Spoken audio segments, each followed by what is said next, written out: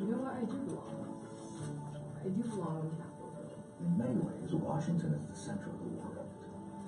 So imagine these kids that come from almost always families where no one's been able to go to college. And all of a sudden they're exposed to the center of the world, politically and corporately. I'm not just Colombian, I'm also from the United States. I love this country and I love the culture as well. You go out there, we're going to get you this internship on the Hill, you're going to work in a business environment. It's okay if you don't say something right. We're here to help you navigate that. The new America is going to be the greatest of all Americas, but it needs leadership. We all carry that same mentality that, you know what, we do belong, even though we may look different, we may sound different. It made me start to feel fearless.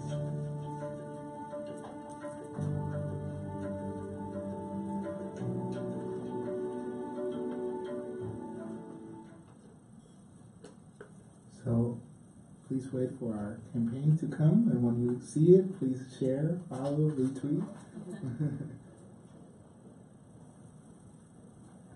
Now, without much further ado, I would like to present to you our President and CEO, Marianne Gomez-Horta.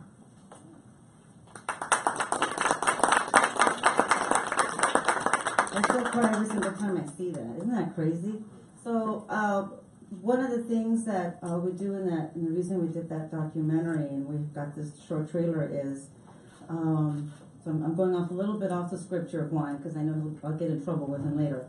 But part of it is that we started about 15 years ago. This November will be our 15th anniversary. And so we want to document and share the number of interns that the Congressional Hispanic Leadership Institute has had the opportunity to work with and learn from and watch them grow, as an opportunity as well, not only to document those stories and share them, but we also did a qualitative and quantitative study on the impact of paid internships and those opportunities that are very important, especially to those of us in communities of color and low-income students as well.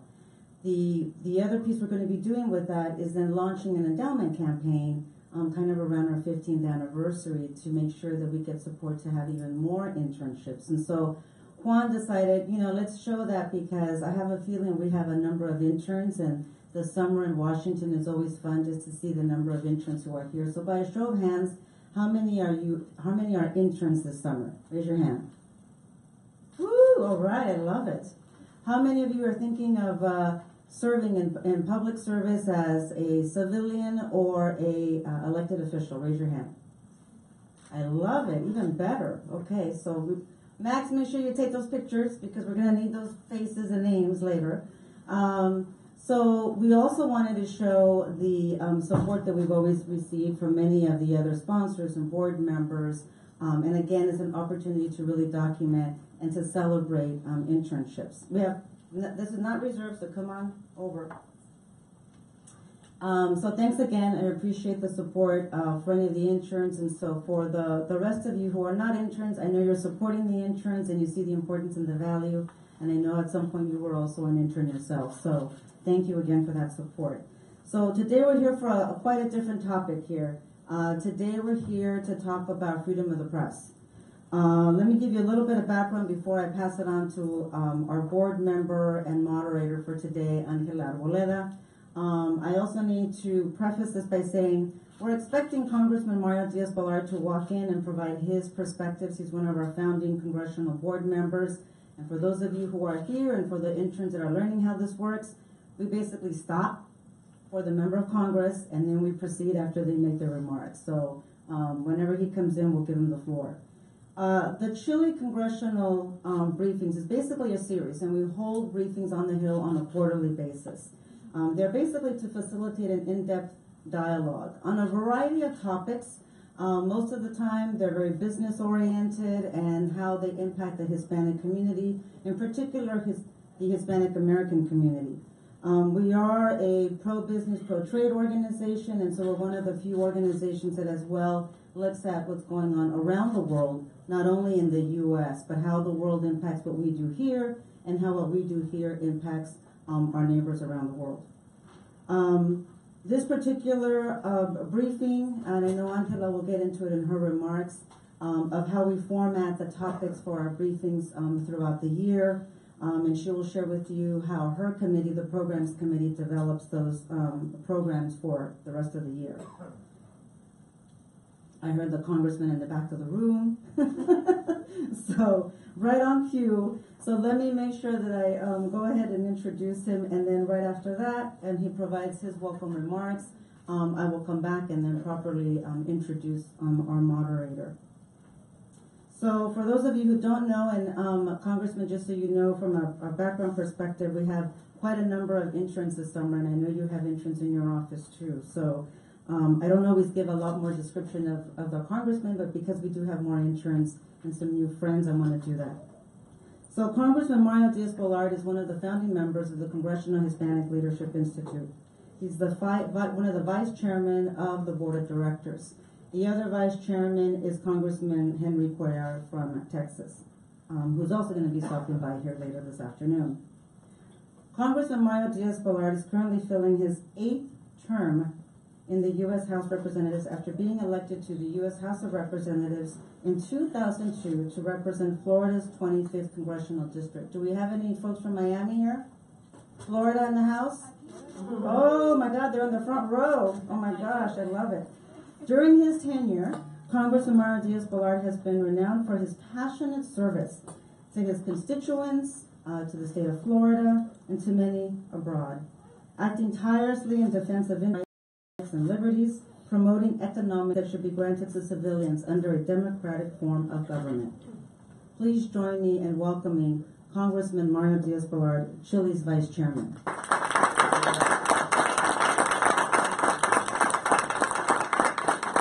Good afternoon. I'll be brief. Thank you so much. And I hate interrupting you, but it's been a bit of an interesting day, right? We just had a vote on the floor of the House. I'm sure you saw it.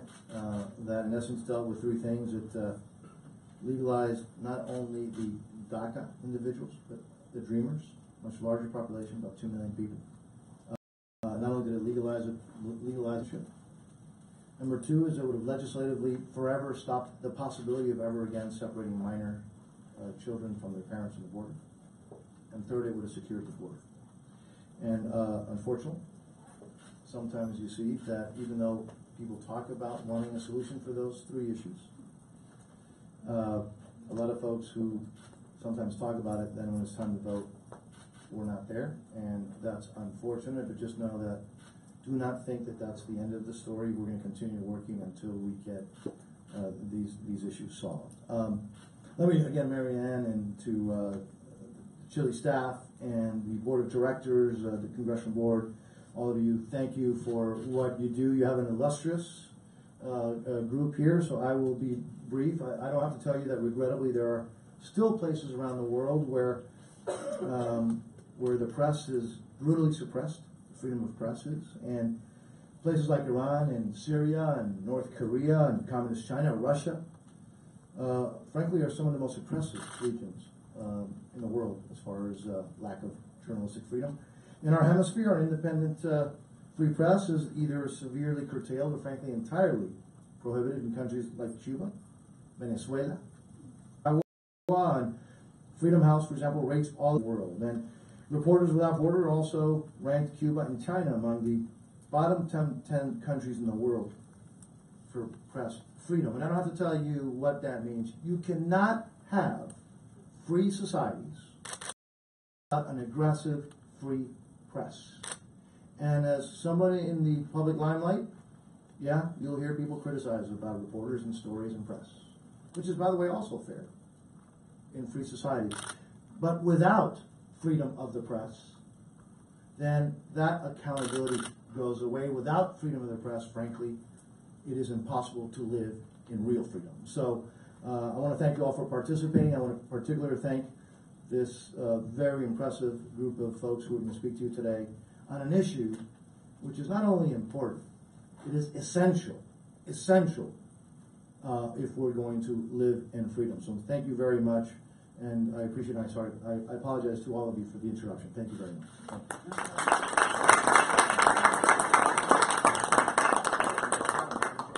No, it's okay. We hadn't officially started. So if you don't mind, can we squeeze the congressman in to take a picture? All right, here we go. Picture? Do I have to? Of course I have to. Do I just stand up here? Yeah. All right. But if I just not want pictures. Yeah, well, I think it's mutual.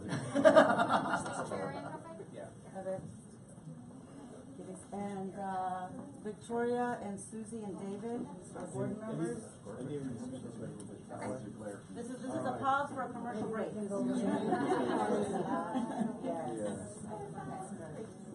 Okay. Slide over there, Victoria. Yep. So sorry. All right. All right. Everybody right here and ready. 1, 2, 3. And a little stroke. Right here, 1, 2, 3. We're good? Everybody else? Yeah. Thank you all. Sorry about the interruption. Don't get out there. Don't get out there. All right. I want to find out who are the interns that I hear from Oh, Florida. that's right. That's right. Right here. Come up here for a picture. Yeah. Who are the interns here from Florida? Here. Right here. Run the hill. This is not a place to be shy. Come on up. Come on up. Is it? Florida, that's it? Didn't we have staff from the We got some back there. We got some back there. Come on up. Okay, come up and introduce yourself.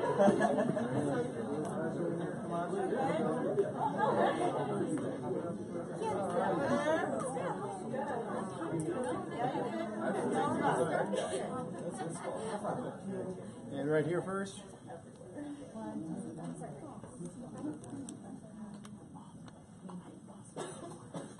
And right here.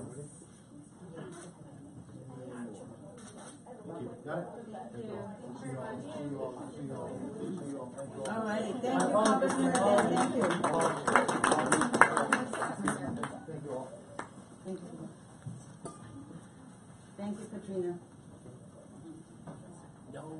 Okay. So I think I'm supposed to do this over here. And then back to my slides, hopefully.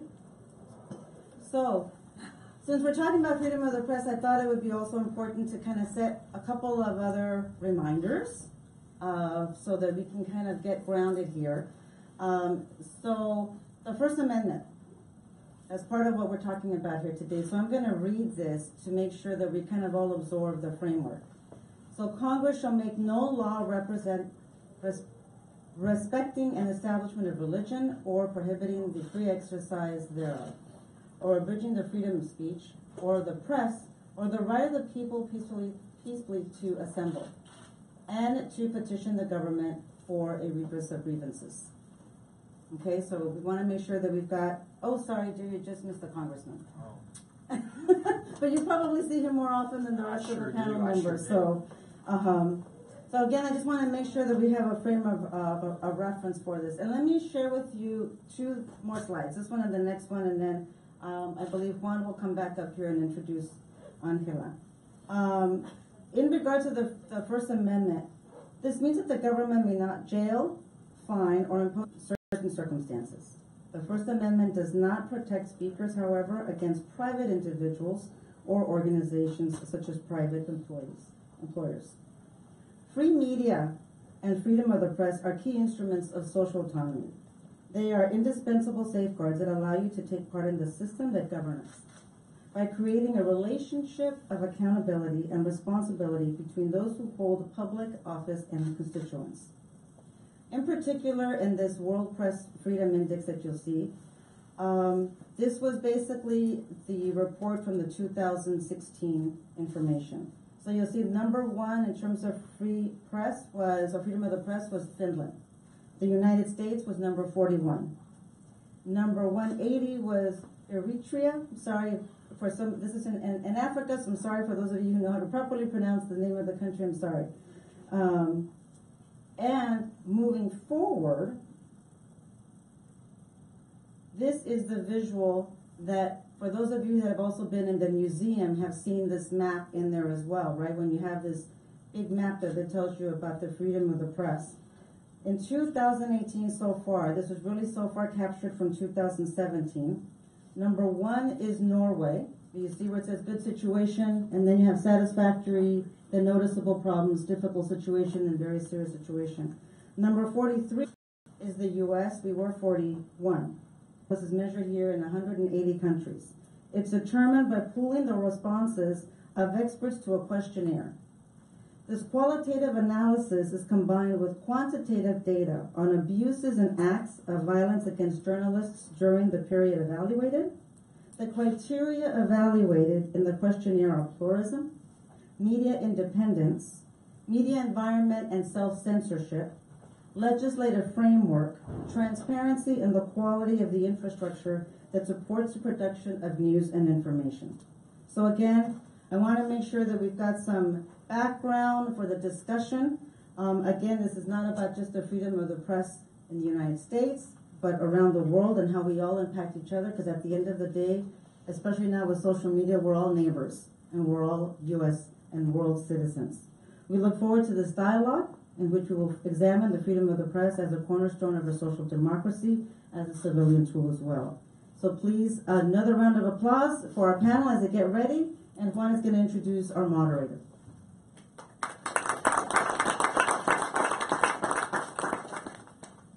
Well, thank you all again, and let's get this started. Today, like I said at the beginning, we'd like to thank all of you for being here, and I'm going to present to you our moderator for today's panel, Angela Boreda, who is part of our Chile board member and serves as Herbalife Vice President of Government and Community Affairs. In this capacity, she works on a variety of corporate issues and serves. My question is, you have to be consistent in giving good information, having verifiable information. When you do have to use anonymous sources, sort of, you have to gain your audience's trust.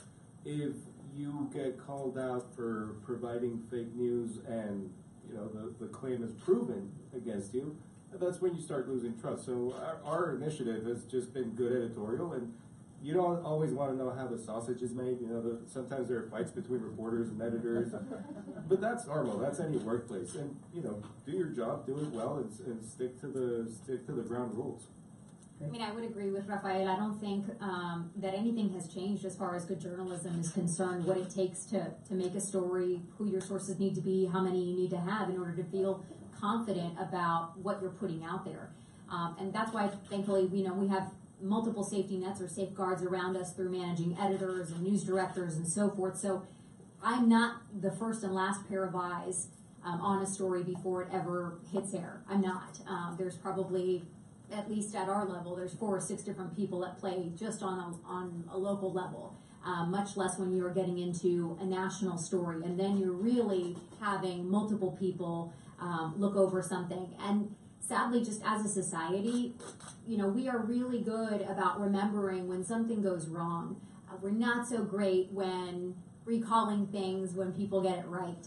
So that's why we have always had to be and will continue to be very careful about what we put out there, because it's your reputation that's on the line, it's your news organization that's on the line, and people remember when you get it wrong, but they may not always remember when you get it right.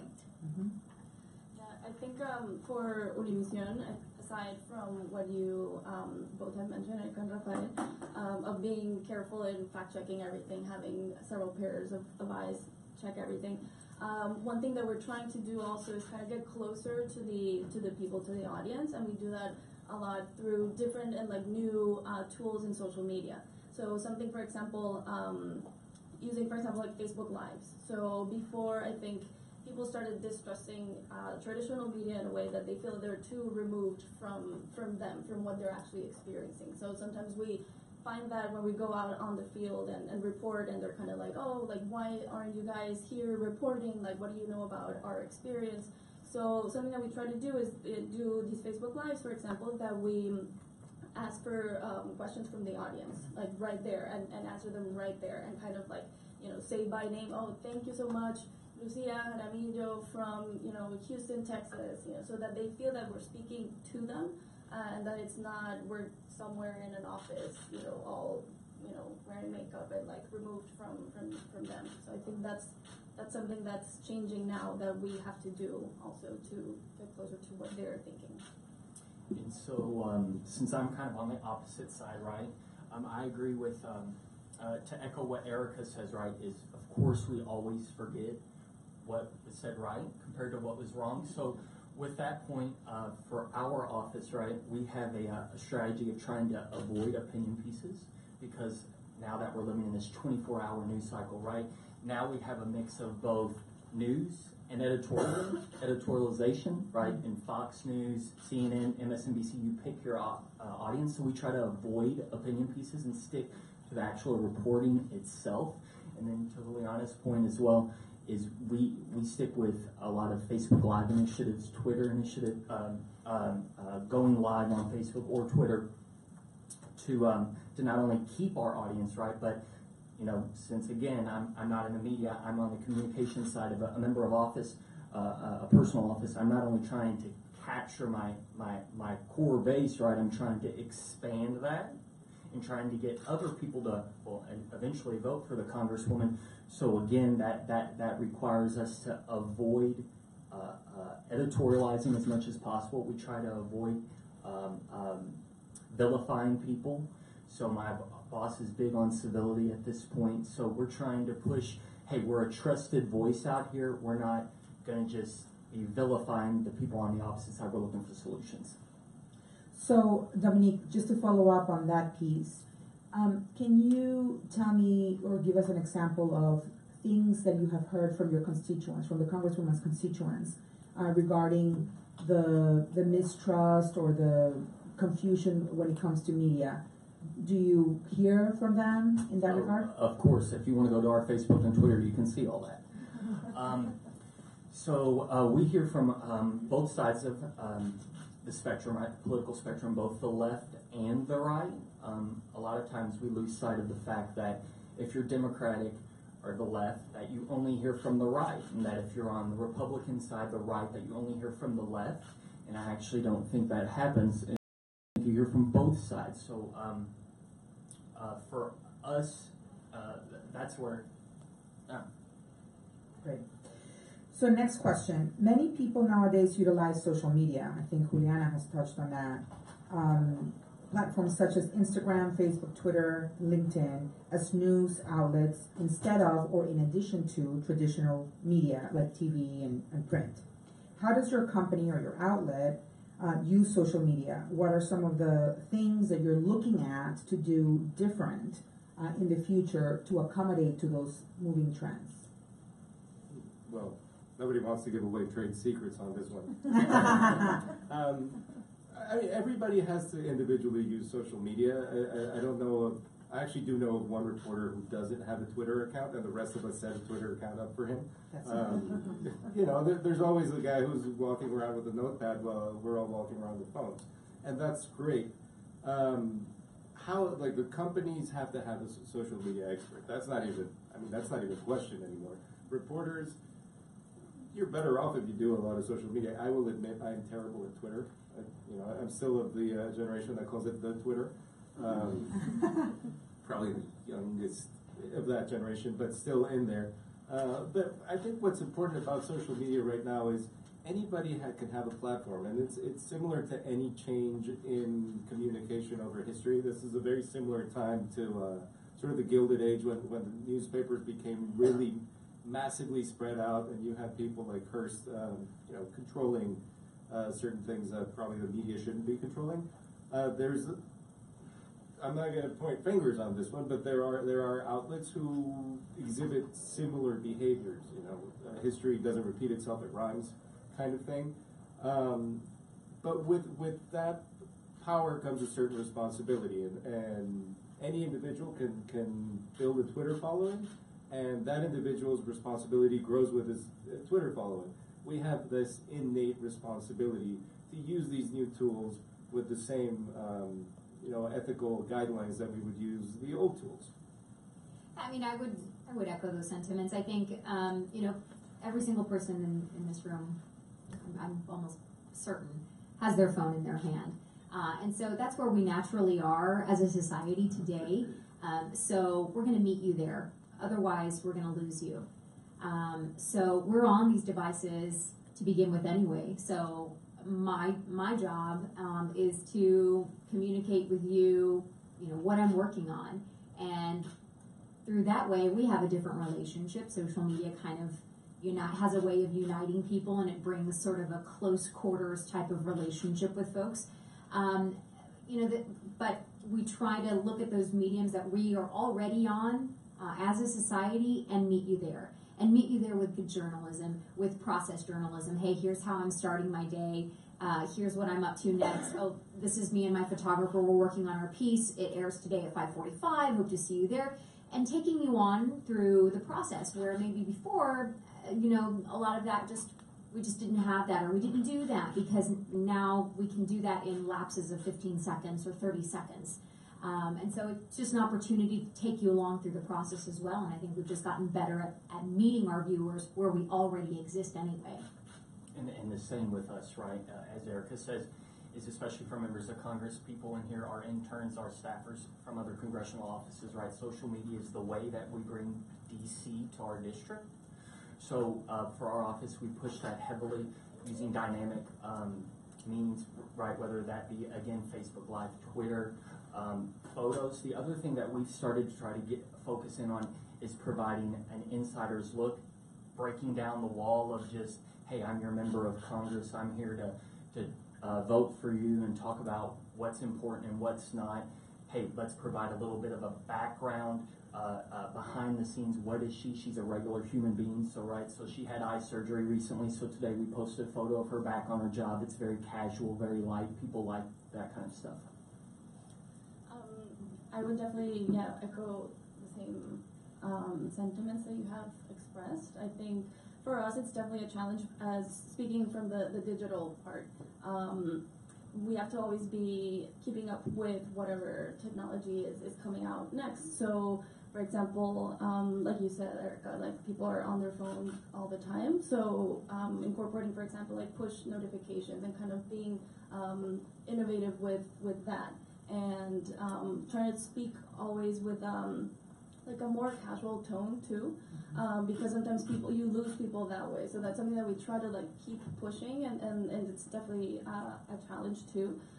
We try to do, for example, what are called like choral projects, where it's like a form that people fill out. So we've done some of the greatest projects that we've been able to do recently were done that way. So we asked people, have you been, do you know someone who was separated from their child at the border? And we send those out in all of our platforms, and we do a call out on the news show, on the nightly news show. And it can be a challenge too, because sometimes the people that you want to hear from won't be online, so they might not have a phone.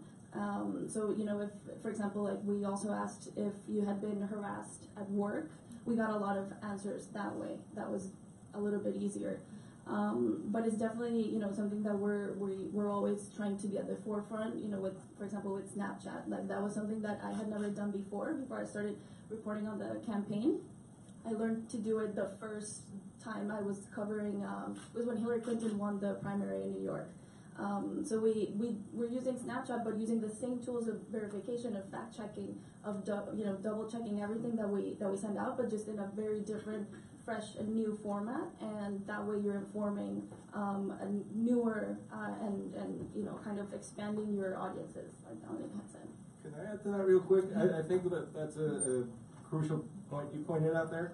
The difference between using these tools as a reporting tool to gather information and using it to communicate. I think at first we were just addressing to communicate, and the easiest example of when you use it as an information gathering tool is every time the president tweets, there you have a story, and he does that often. So both Juliana and Erika have talked about, all of you have talked about fact checking and the different processes that go into putting out a story.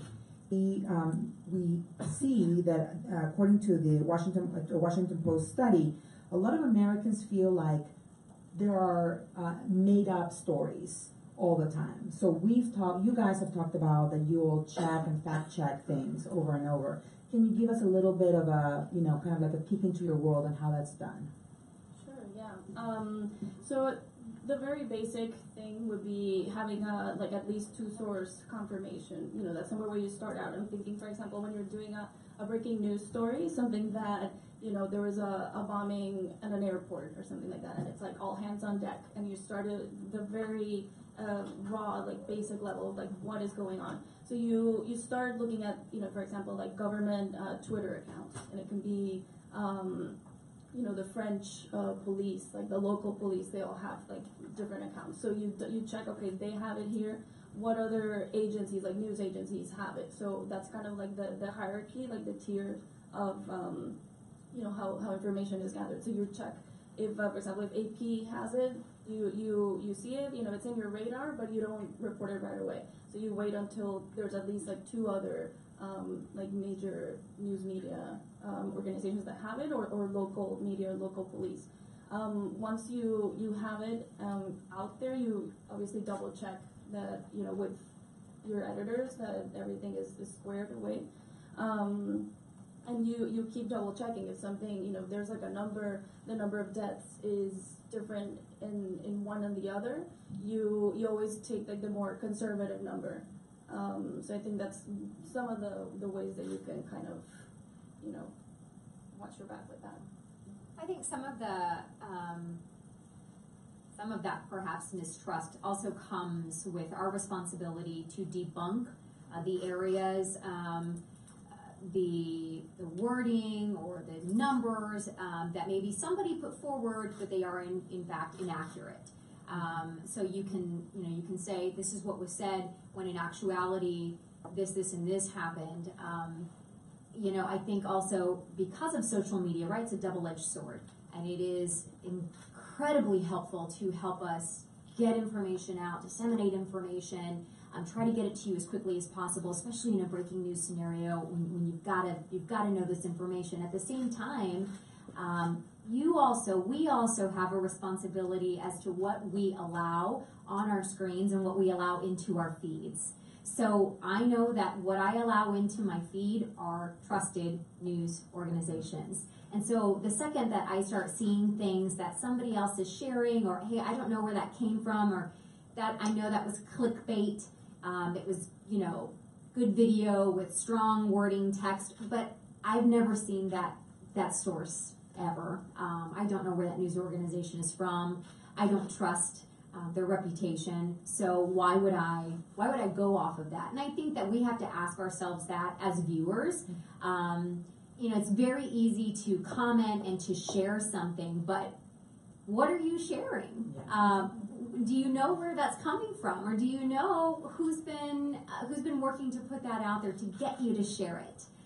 So, you know, we have to do our due diligence as well, as viewers, as readers, to carefully select the news organizations that we trust, that they be reputable news organizations and not just like shareable stuff because it came through your timeline. Yeah. For political reporters, it's sometimes, or like purely political reporters, because I think all reporters are political, but you know, some of us get a bit too deep into this stuff. But so much of it is just firsthand information, sort of the communication between congressional offices and members of Congress and the reporter. It's literally, I would say, 90% of our quotes are verifiable by the reporter that was standing next to us in the scrum while we were pointing our recorder or phone in a member's face. So that makes it easier. You know, and the basic rules of aggregation that you laid out, those basically stand for any publication. And Dominique, how do you do it from your standpoint when you're talking specifically about your some news that is hitting your congressional district? So I've already mentioned the opinion, right? We try to avoid opinion pieces at all possible. I'll be honest with you, we in our office avoid the sources, the anonymous sourcing. So if I hear something of, hey, I've got 2 or 3 sources, to me, when I'm talking to regular people down in Ohio, they see that, and honestly they say that's not real. So we try to avoid, if someone's not willing to go on the record, we're trying to avoid those pieces in specifically. Doesn't mean that we always do, but most of the time we do. I'll say for us, really that's where it is, right? Is we try to avoid anonymous sources, and honestly, we don't like to get down in the mud. Let's be real. We're talking about Donald Trump. He's talking about, I mean, every day it seems like I get a news story in my feed that's talking about, well, he likes to eat hamburgers at night, or, you know, he doesn't do this specific thing, or he's doing this, or he said that, or he said he didn't do this, and to me, those aren't news. And I'd say that most people out in America read those stories and they say those aren't news, that's gossip. So that's what we try to avoid that stuff as well. Great. Really good points. I think that I echo what Erica said. We have responsibility as viewers to know what it is that we're forwarding, and make sure that we are also being critical thinkers about what we're spreading.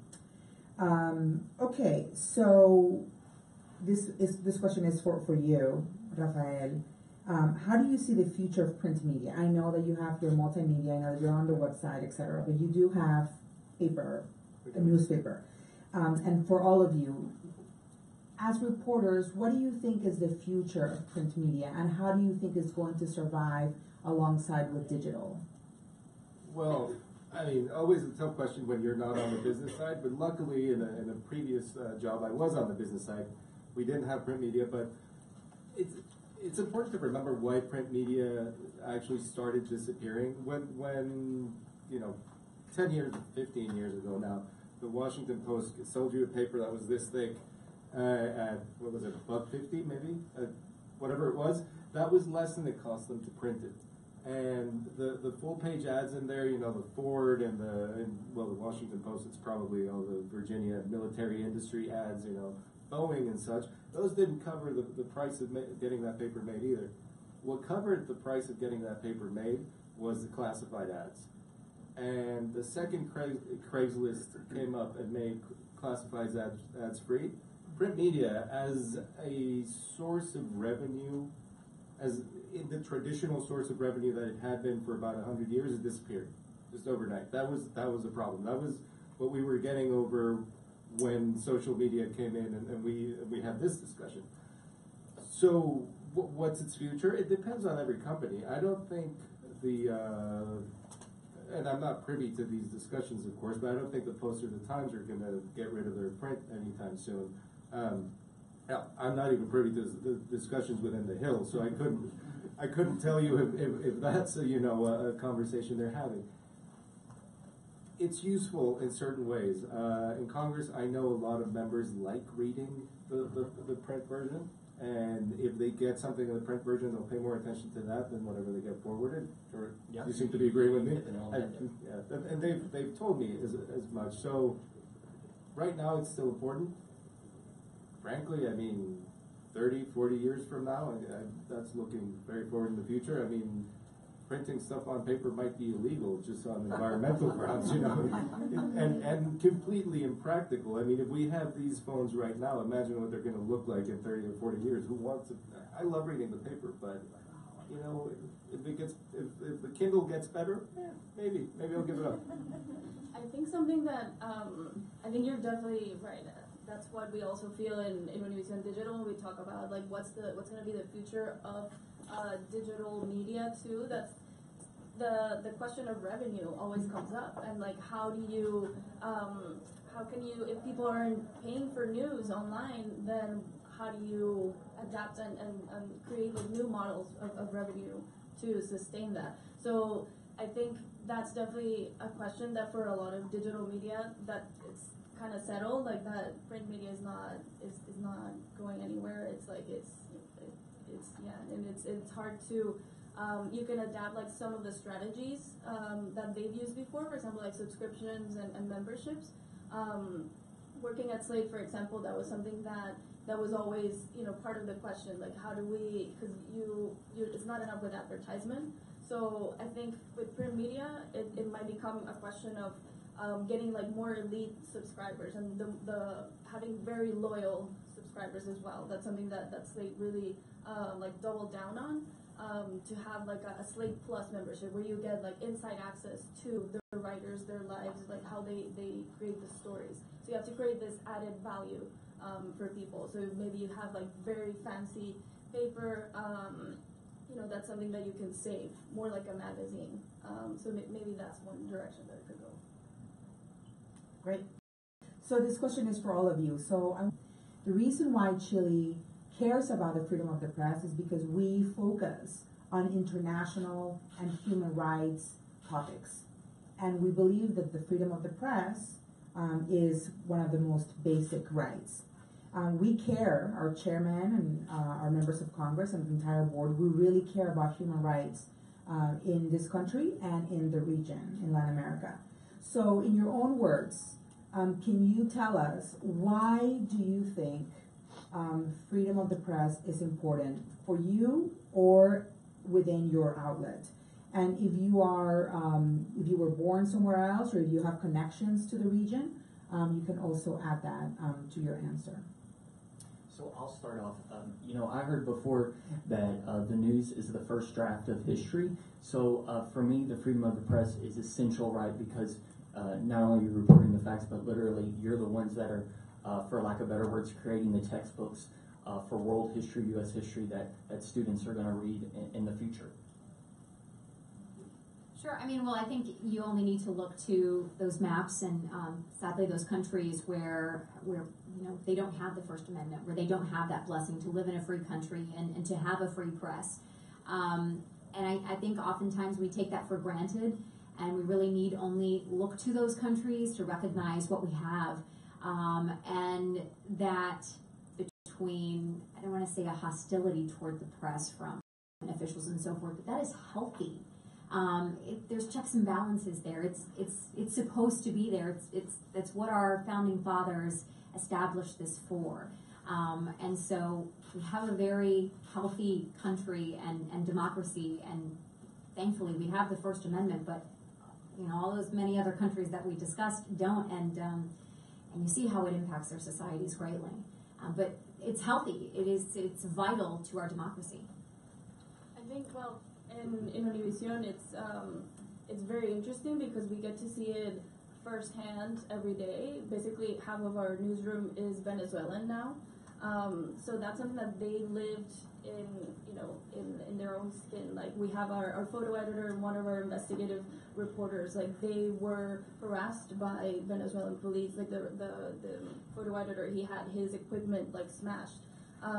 So here they know, and they don't take it for granted because they've lived that.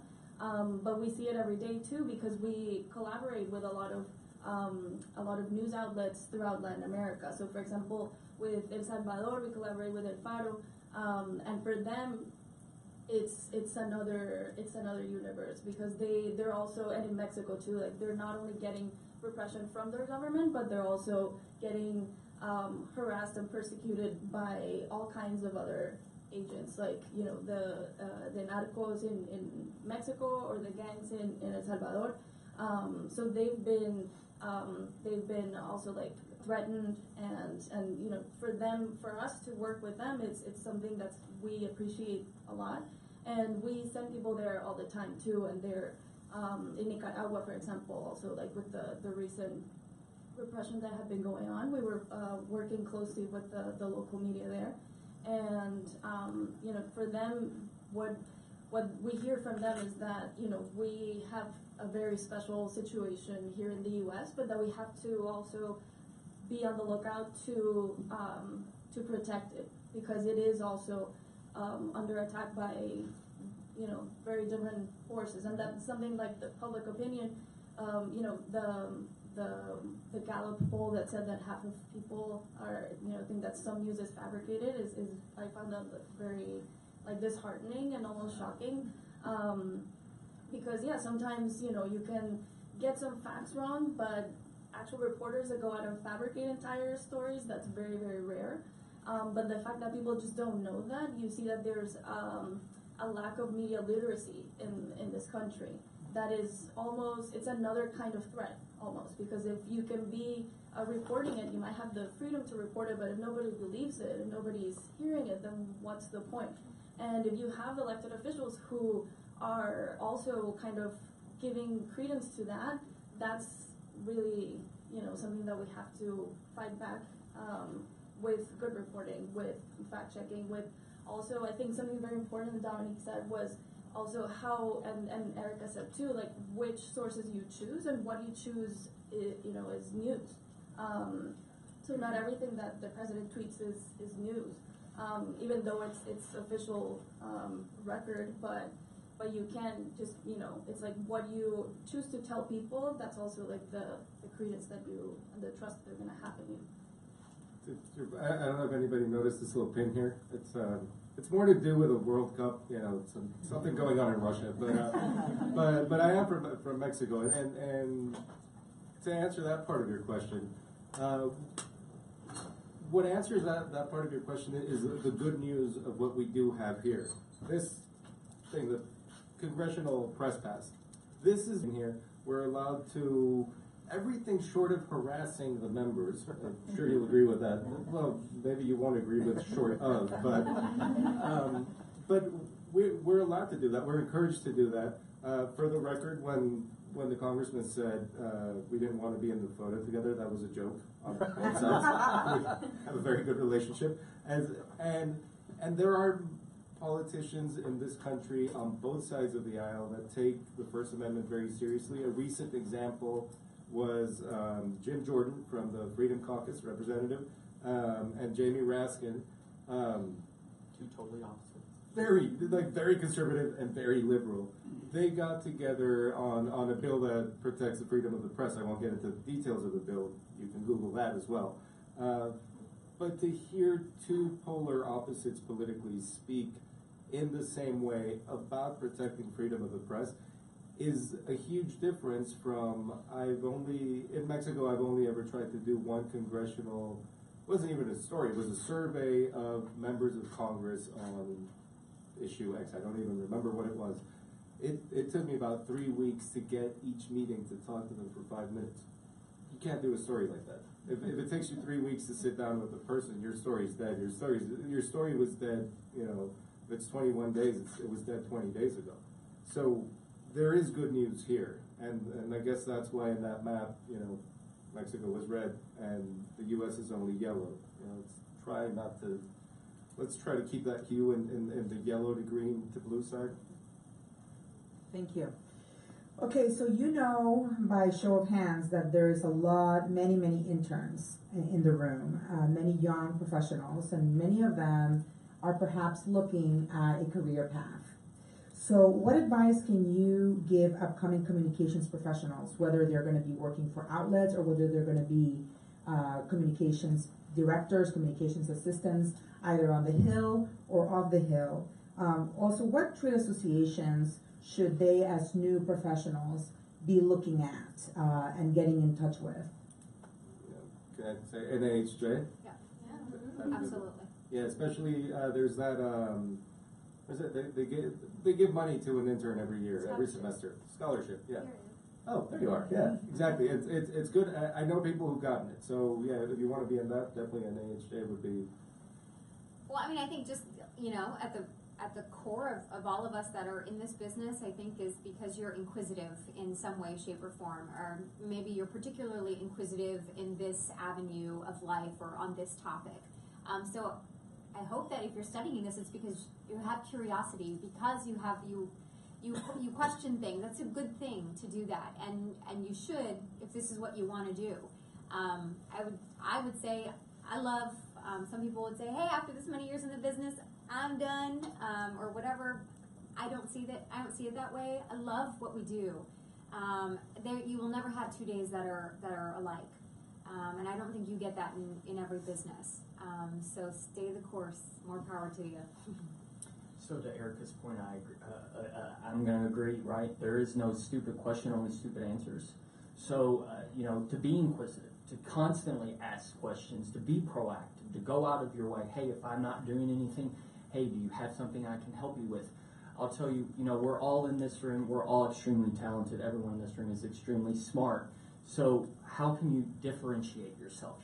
For me, it might be silly, but I tell people when I go and give career advice is how can you stand out? And for me, it's crazy socks. So if we didn't have this table in front of me, I would be showing you my crazy socks, and I'd be showing you my crazy laces as well.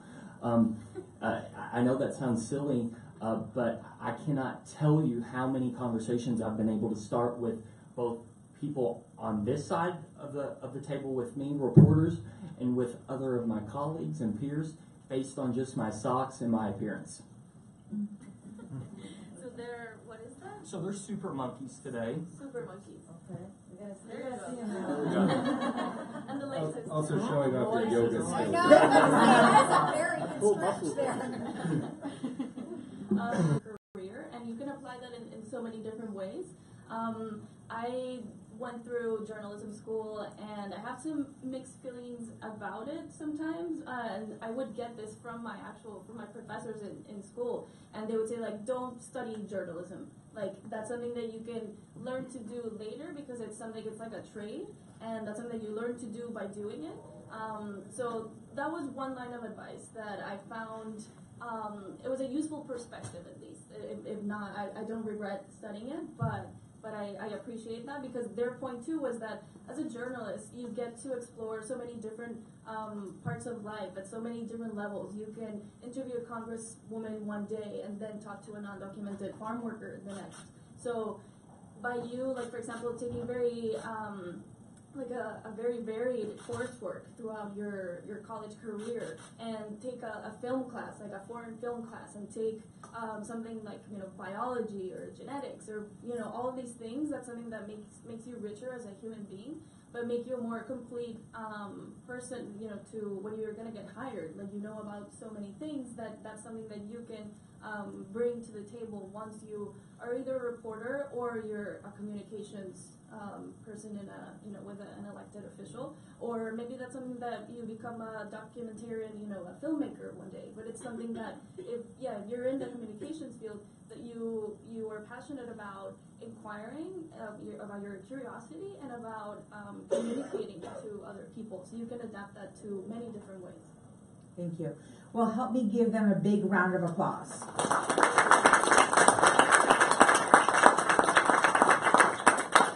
You all have witnessed a really top-notch panel, and we have about 15 minutes for Q&A. I hope that you can stay and you can ask the tough questions, or the questions that have been kind of percolating in with you. This is. I'm on the Freedom of the Press. Eileen Schlepp. I'm on the board of the National Association of Journalists in D.C. I'm also active at the National Press Club, and I'm on the Freedom of the Press Committee. We are handling a case with an amicus brief for a Mexican journalist who had refugee status, and he's being held by ICE in El Paso, and he's been denied everything.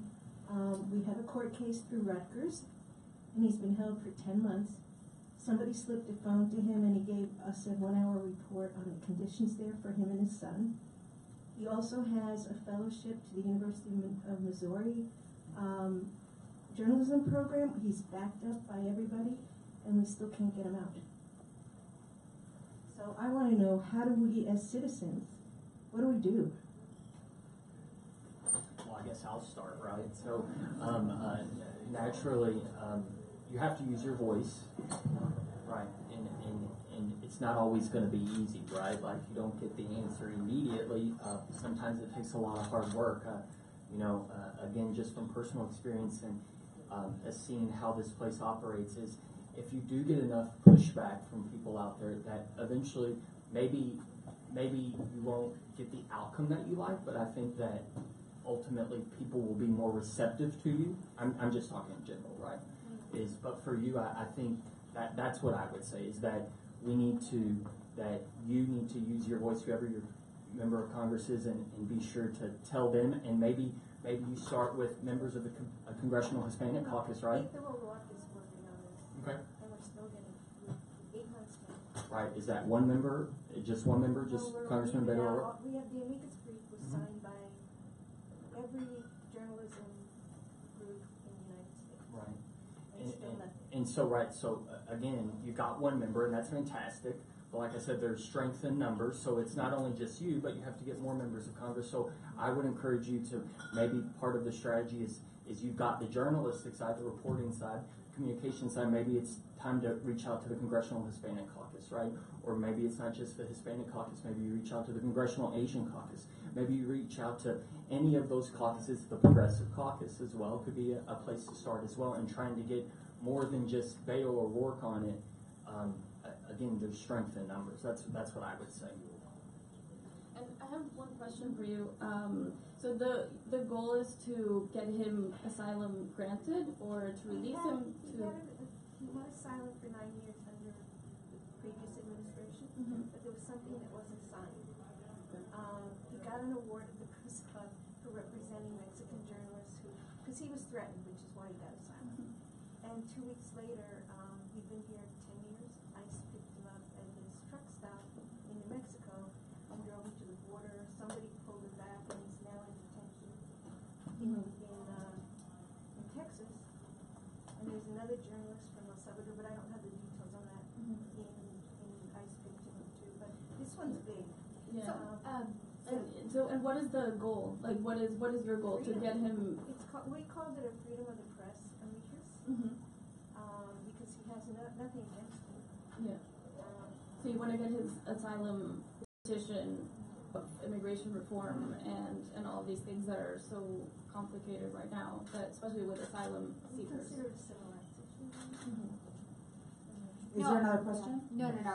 Please go ahead. Hi, so my question is, I know oftentimes when big media stories happen, people tend to get desensitized from them. How do you think is the best way to avoid that? Posting.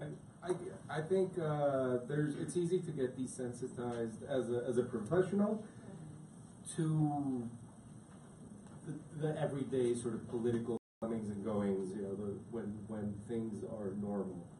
I would say in the last 2 years, my only complaint is I have been to way too many press conferences where somebody's crying out of rage, out of like complete disempowerment, out of, and I don't think you ever get desensitized to that, but you do have to desensitize yourself. You have to you're going to be emotional about it, right? When you're seeing like a mother who can't see their kid anymore, or you name it. You have to allow yourself to feel those emotions as a human being. I think it would be sick not to. But when you're writing the story, you have to be very cold, and you have to check your own biases, and you have to check your own emotions, even though they're very strong. I'll say it's gotten. I think the problem right now is that it's actually harder to get desensitized because of some of the human situations that we are witnessing, at least in my case. I would just say, I think for a lot of us that live here in DC, and we have been here for a little bit, it's very easy to get enveloped into this bubble of Washington DC and this cycle that we are in, of just this news cycle day in and day out, and we forget that sometimes that can be just here, and maybe not everybody else is as tired as this city is and its people are, or at the same time they are wanting something else than just the same things that we are going through day in and day out. So as far as not being desensitized, I think just like Rafael said, there are just some stories that will just do that to you. And you are a human being first and foremost. And you can't, no matter which way you strip away who you are and what you do, that's who we are. And so some of those stories, it's what happens. You're a human being. And honestly, I think that that's what connects you and me. That when you see sometimes that a reporter may wince or cry, to me, that makes them as normal as I am. And I prefer to see that they're not. Yes. Yeah. And I think it's also a tool to be a better reporter too, because I've had moments where something happens, for example, the Parkland shooting, and my first reaction was kind of like, oh, another shooting, and I was like, okay, I have to make these calls and whatever. And then I started seeing that everybody was reacting, and I allowed myself to feel that, to feel kind of be connected to what other people were feeling too, and then you're like, okay, this is big, we have to do all of these things, this is, and I think part of it is like what Rafael said, like you have to desensitize yourself a little bit to be able to do your job well and to look at facts and not let yourself be completely moved by your emotions. But I think sometimes if you wanna keep people from being desensitized to, you can use, for example, like a different angle on the same story. So that's something that we were trying to do with the separation of families with the children, where it was kind of like the same story again. It's like a mother who was separated from their child, and we had seen like maybe 5-6 stories like this, and it was it was kind of like the same quotes, because that's what it is. It's a mother saying I can't stand it, being separated from my child. And we have the video and everything, but then we got a photo of the letters that this mother had written to ICE officials asking to see her son. And just seeing it in her handwriting, even for us, just looking at it, we all got teary-eyed again, because it was a different format, a different medium. And then we just did one article about the letter, and just seeing her write out 5 different times, I beg you, I'm pleading you, se lo suplico, se lo ruego, I need to see my son, like he needs me, I need him. That was again a fresh news story. And we have one more question, the last question here. Hi, I'm David. I'm interning here on the Hill for Congressman Goya. Today, media is highly consolidated, and major news networks are acquiring other major networks. For example, we recently saw a major broadcasting group dictate what reporters can actually say on air. What steps are you or your organizations taking to ensure that reporters' thoughts are able to remain independent? 3 cheers for the independent newspaper. I think I've faced that problem. In another job, I faced that problem where our corporate headquarters asked us to not cover stuff dealing with abortion, and because they disagreed with it. They had a religious perspective. As a reporter, I don't know why when that happened, I had the guts to tell the corporate guy just simply no, that's not how we're going to do it. We're just going to cover it because that's the news, and if they don't like it, do whatever you will do. I think it goes down to that level, In that case, I had a different position. I wasn't a reporter, but it goes all the way down to the reporter. And in the end, it's about how much do you trust your team. You can disagree with your editors and with your colleagues on form, but you have to try to be somewhere where you agree with them on substance, and where you can trust them that when it's their turn to make that call, they'll make the right call. I'm quite grateful that I've never worked for a news organization where I have been told what to say and that this is the script and you will read this and that is what is that. We are independent thinkers at the same time through checks and balances within our own organization. So again, there's multiple sets of eyes. Is it factually correct? Sometimes you will do a story where somebody's going to have a problem with it.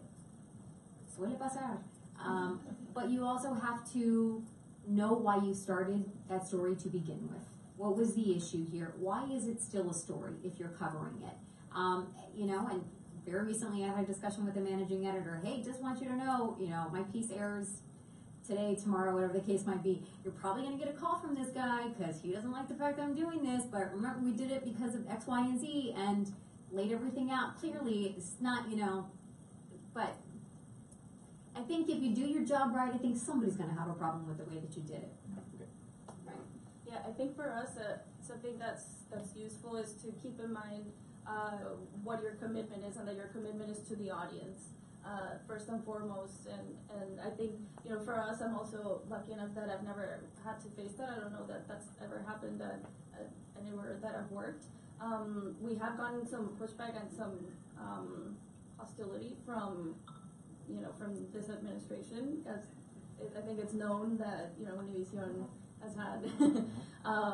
So that's something that sometimes we get that, and we're kind of it is what it is. Like the story's out there, and we don't apologize for it, and we don't if everything has been fact checked and we stand by the story, then that's it. We remain independent and committed to the audience. Great. Well, thank you all for staying to the bitter end, and thank you to the four of you for a great, great panel. Aplausos primero. And then I want to invite all of you to stay. There is an open bar and there is delicious protein bars. So if you have them together, you won't have any calorie intake. So, thank you all. So I also wanted to thank Angela as the chair of our programs committee and for moderating today. So please join me in a round of applause for her. And for the interns who are still going to be around here next month in July, we have our Future Leaders Conference next month on July 19th. Remind me what room? HVC 201. Okay, it'll be on our website. You'll get all the emails about that. If you don't currently follow these 4 people on your Twitter, you should, because at least you know that they're all credible, that they triple check information. They're also bilingual, and I know you've got some bilingual constituents as well. So again, make sure that you start following people who are credible. Check the sources. The more information that you know about different pieces of information out there, the more well-informed and well-educated you are. And again, then you're asking the smart questions. So thank you all for joining us today. Please stay for some refreshments. And if any of the panelists are able to stay and answer some other independent individual questions, they'll do that. But thank you again for joining us today.